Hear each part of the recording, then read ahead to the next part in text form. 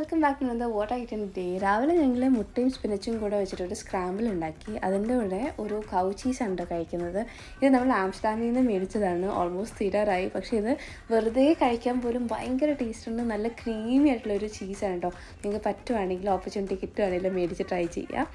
പിന്നെ നമ്മളൊരു 11-12 മണിയായപ്പോഴത്തേക്കും ഞങ്ങൾ മ്യൂസ്ലി കഴിച്ചു. നിറയെ നട്ട്സും നമ്മുടെ പൊമഗ്രാനറ്റും ബ്ലൂബെറീസും ഒക്കെ ഇട്ടിട്ട് മ്യൂസ്ലി കഴിച്ചു.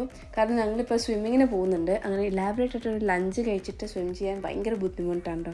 അങ്ങനെ സ്വിമ്മിങ് കഴിഞ്ഞ് വന്നപ്പോഴത്തേക്കും ഞങ്ങൾ ബനാന ചിപ്സ് മേടിച്ചു, പിന്നെ ചെറീസ് മേടിച്ചു. ഞങ്ങൾക്ക് ഭയങ്കര ഇഷ്ടമാണ് ഈ ചെറീസ്. പിന്നെ ഗാർഡനിൽ കയറി കുറച്ച് സ്ട്രോബെറീസും ബേസിലും പറിച്ചു. ബേസിൽ വെച്ചിട്ട് ഞങ്ങളിന്ന് ഇറ്റാലിയൻ പാസ്ത ഉണ്ടാക്കുകയാണ്.